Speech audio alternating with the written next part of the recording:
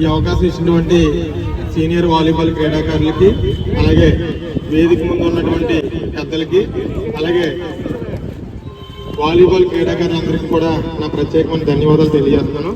అయితే సమయం తక్కువ ఉంది కాబట్టి volleyball very very very discipline game. నేను ఫస్ట్ నుంచి ఒకటే చెప్తాను, మనం ఎంత డిసిప్లైన్గా ఉంటే అంత ఎదుగుతాం.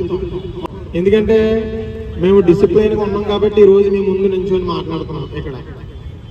అయితే ఇంకొక విషయం చెప్పాలి, నేను వాలీబాల్ అనేది నాకు చాలా అంటే చాలా ఇంట్రెస్ట్, కానీ ఆడే సౌకర్యం లేదు మా ఊర్లో.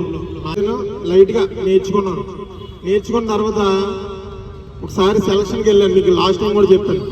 సెలక్షన్కి వెళ్తే సెలక్షన్ రాలేదు మనకి.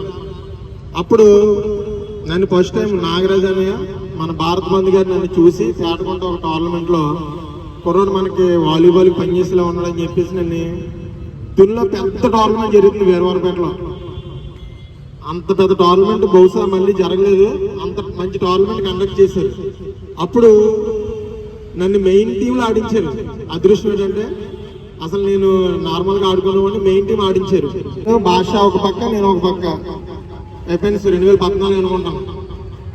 అది నా మొదటి అడుగు అనమాట. నిజంగా ఆ రోజు తెలుసుకుంటే ఇప్పటికీ కూడా నాకు చాలా ఏదో అనిపిస్తూ ఉంటుంది. ఆ రోజే కనుక నేను ఆ మ్యాచ్ ఆడి ఉండకపోయింటే ఈ రోజు నేను ఎవరికి తెలిసి ఉండకపోవచ్చు బహుశా. ఆ రోజు నేను ఆడిన ఆట వల్ల చాలా మందికి, మన నియోజకవర్గంలో చాలా మంది నన్ను గుర్తుపెట్టి, తమ్ముడు నువ్వు మొన్న వీరవరపేట టోర్నమెంట్ ఆడు అని చెప్పి చాలా మంది నన్ను గుర్తుపెట్టారు. అక్కడి నుండి నా స్టెప్ మొదలైంది. ఇంకా నెక్స్ట్ మనం ఈస్ట్ గోదావరి కానీ లేదంటే ఒక టీం ఆడాలంటే మనం ఎంతో కష్టపడితేనే కానీ ఆ జెర్సీ రాదు మనకి, అది నాకు తెలుసు. అప్పుడు నా గేమ్ నచ్చి